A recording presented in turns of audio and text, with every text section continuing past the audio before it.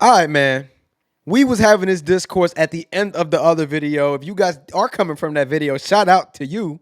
And don't forget to grip that thing and kiss that thing. Whoa, yo. But here we're gonna Brian go on talking over ahead there. and talk about Gunther and Cody Rhodes. You know what I'm saying? Who is the better champion? We got both gentlemen over here. They just faced off at Crown Jewel. And, they both had, Gunther has had his title since SummerSlam. Cody has had his title since WrestleMania. Let's go on ahead. Let's talk about it. Let's really talk about it. Well, Let's go Brian, I ahead and think get it's into it. important to kind of lay the whole situation out first because the big thing here is Gunther just re-signed with WWE. As you would expect. Now, don't get me wrong. I think if he went to AEW with his brutal style and those other guys, he would go crazy. Gunther versus Will Ospreay. Come on, y'all. Insanity. But he decided to stay with Fair. WWE again, as you would expect he would, because he's been booked pretty well over there since he pretty much came in. Now, there's a big exception to that because Gunther has been going crazy on the roster, but they put him up against Cody Rhodes at Crown Jewel and made a terrible decision. So bad to the point that in his feud with not Drew McIntyre, what's the guy's name? Damian Damian Priest. Priest. He's Don't telling him forget my man's name. you lost your core, you lost your aura, you lost your He confidence. wasn't lying. He's not lying. The guy's been deflated ever since, and I think that was a big mistake. So was it smart for him to sign with WWE? Sure. You know what? I'll say sure. He's a WWE guy at this point, but they gotta bring him back. How do you bring this guy back? He needs a big win, and you know who that win needs to be over? I'll Who? say this and pass it over to my boy, the biggest ohm. It's got to be Brock Lesnar. I mean, that's what's just not happening. Again, it's just like we can talk about it as much as we want. It's just not gonna happen. But I mean, there's a few names you could put in there with Gunther, and he could get some big wins. But I think bigger than that is like storytelling. I think Gunther, much like Cody Rhodes, has been a bit of a victim of bad storytelling. I think the stuff they've just recently did with, Damian Priest was good, and I liked where that was going. And then what did WWE do? They had Finn Balor interfere in a match that did two things that were wrong. Number one, you had Finn Balor and the continuation, of this Finn Balor, Damian Priest stuff that is probably going to go till Mania now, unfortunately for all of us. Yeah. And then you also have Gunther now kind of being undermined again. So my boy can't get a clean win over the guy he beat at SummerSlam. Like what's going on here? So I think they're in this weird 50-50 booking hell where they want to keep everyone strong. They want to keep these feuds going for as long as possible and not do logical storytelling that would lead to their people getting over. And that's what has happened to Gunther. As we know, Cody Rhodes has been a big victim of that. I mean, Cody's title reign is cooked. We've all admitted it at several points. It is genuinely one of the biggest disappointments in modern WWE history, just coming from where we were and just the lack of development there. And it's a problem that WWE has with, I think, across the board with their champions. You look at LA Knight. When he won that US belt, it was as hot as ever. The US title was really important. And then everyone's basically begging Nakamura to win that belt by the time it got around. So I think the real thing we need to be talking about is Triple H is bad at booking champions right now. I think and part of it is that storytelling I talk. He's gotten used to these very long, boring storytelling that doesn't get his talent over and makes things stale. And they're still gonna sell out because they are WWE. They are Disney when it comes to touring and being an entertainment thing. But at the end of the day, when you're watching the TV show beginning to end, week in, week out, every single day of the week, you're kind of looking at it as this is kind of cooked in general. I think the whole roster is cooked at this point. I mean, that's just me. I know everybody loves WWE and stuff, man. but I just feel like this is the weakest WWE roster we have ever had. Ever. I don't Brian, agree. how you feel about that? I don't agree with that, bro. What roster was weaker than the WWE roster we have right now? Yo, bro, go to WWE 2009. That was cooked. Give me the lineup.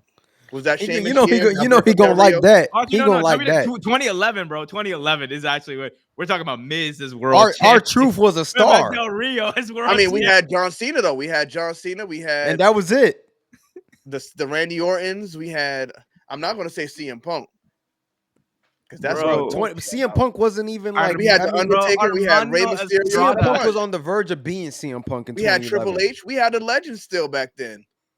We had Kevin Come Nash on, coming with back to those dye guys his hair. included in the mix, you can't really cook Come on, that man. well. All right, Brian, bro. Come on, bro. Well, react to our takes, though. Come on, man. I know you're the WWE representative. You talk to Triple H. What's going on with this trash booking, bro? Make sure y'all follow Just Brian WWE. Appreciate you plugging me, my Subscribe. brother. You feel what I'm saying? What's it called, man? Nah, bro. I mean, I've been said, bro. The championship booking ain't going too well, bro. I mean, none of the champions is cooking right now, bro. It feels like everybody who's chasing the titles are cooking better than the actual champions are. So, I don't know, bro. Triple H might be just a chaser and not a I winner. mean, they say the allure is always in the chase, though. Once the champion gets the title, then it kind of goes downhill from there. But I feel like with Cody Rhodes, they could tell a good story if they stop trying to go for these long records, like he's a big, magnificent long champion. Let him drop it and then have him chase and get it back from somebody. Oh, Cody's brother. feuding with Kevin Owens right now, right? Yeah, he is. Let Kevin Owens take it. Have Cody chase him for maybe two shows and have him take it back. That's the way Vince McMahon always did it. John Cena didn't have to stay the champion for 10 years. Boys, He could drop it, get it back, drop it, get it back. And that's, it keeps people invested. And I think that's why people love John Cena so much. Because even though he was Superman, so at some points he could be looked at as the underdog on his way to getting that championship back. but that was because at a certain point, they started actually doing storytelling and evolving Cena's character a bit, right? They haven't done that with Cody. They haven't done that with basically any of their champions. Their champions are basically the same people that won them.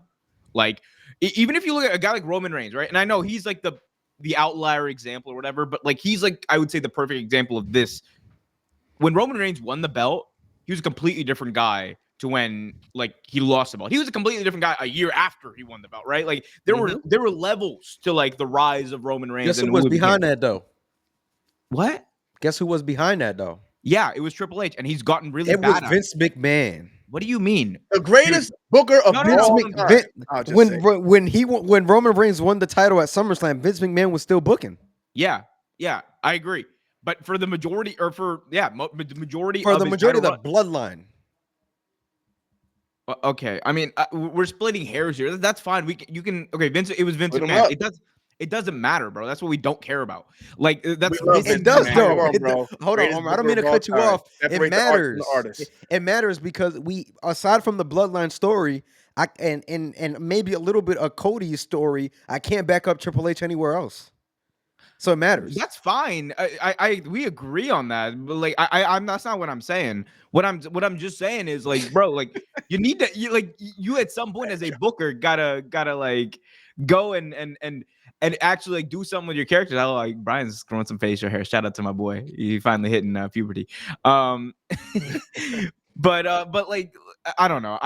My thing is I never got over this, bro. How have they not done the Randy Orton Cody Rhodes feud yet? How are we almost a year into Cody's title reign and it's not happening. It's insane to me. And so you got Solo versus Cody in a main event at SummerSlam, bro. Randy said, "I'm not doing the job for that kid." He shouldn't have. He should have beat him. He should beat Cody Rhodes, right? Yeah, he should have beat him. And then Cody and wins make it back him a from Randy. nasty, Cody big would have old been alligator heel. No, Cody would have been even bigger if he beat a heel Randy. He would have been even bigger. That's character development right there. Yeah, I think heel Randy should have taken it, knocked Cody Rhodes down to the point where he's just like, I can't do this. He's just too good. And then he goes to the show, the pay-per-view, gets beat down, and at the last minute, he pulls out that victory. Boom. We got a new champion. Reversing an RKO into a crossroads would be nasty. Come on, Big Om. Cook it. What do y'all think? Who do y'all want to see Cody Rhodes face?